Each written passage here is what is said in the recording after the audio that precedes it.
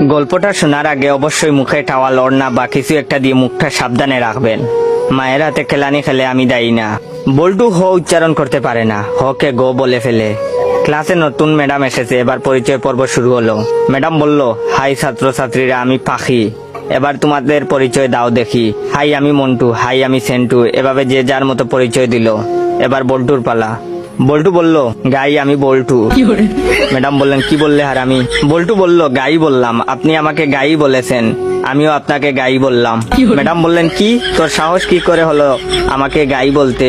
কে তোকে এসব বলতে বলেছে, বল আমাকে। বল্টু বলল, প্রধান শিক্ষক, তিনি বলেছেন ম্যাডাম এসে সবাইকে গাই বলবে, তোমরাও ম্যাডামকে গাই বলবে। বল্টুর কথা শুনে ম্যাডাম কাটা শুরু করলো। এমন সময় পাশের ঘর থেকে হেড স্যার আসলো। হেড স্যার আবার ক বলতে পারে না, ক কে প বলে ফেলে। হেড স্যার এসে বললেন, কি ব্যাপার ম্যাডাম, এভাবে পাচ্ছেন যে? প্রথম দিনেই ম্যাডাম রে এভাবে পাদানো হলো কেন?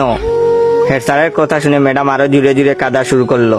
হেড স্যার বললেন, প্লিজ ম্যাডাম, আপনি এত জুড়ে জুড়ে পাদবেন না, আজ আপনার প্রথম দিন, আপনি এত জুড়ে জুড়ে পাদলে মানুষ কি ভাববে?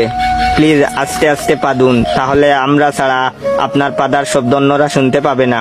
হেড স্যারের কথা শুনে ম্যাডাম তো কাঁদতে কাঁদতে বেঞ্চের উপর শুয়ে পড়লো। এমন সময় টিওনো হাজির। টিওনো আবার শ বলতে পারে না, শকে ম বলে ফেলে। টিওনো, কি ব্যাপার ম্যাডাম, আপনি এখানে মুতলেন কেন? বেঞ্চের উপর মুতলে কি ভালো লাগবে? আপনার মুতার দরকার হলে আমাদের বলতে পারতেন, আমরা আপনাকে বিছানা তৈরি করে দিতাম, বিছানায় আপনি আরামে মুততে পারতেন। এমন সময় শিক্ষামন্ত্রী হাজির। শিক্ষামন্ত্রী আবার উপরের সবগুলো সমস্যা বিদ্যমান। শিক্ষামন্ত্রীকে যে যার মতো ঘটনা খুলে বলল। বল্টু বলল, আমি ম্যাডামকে গাই বলেছি। হেড স্যার বললেন, আমি ম্যাডাম রে আসতে পারতে বলেছি। টিওনো বলল, ওদের কথার জন্য ম্যাডাম বেঞ্চের উপরে মুততেছিল, তাই আমি ম্যাডামকে বিছানায় মুততে বলেছি। তখন শিক্ষামন্ত্রী বললেন, ও বুঝেছি, গাইটা পাততে পাততে বেঞ্চের উপরে মুতেছে। এটা শোনার পর ম্যাডাম তো বেহুশ।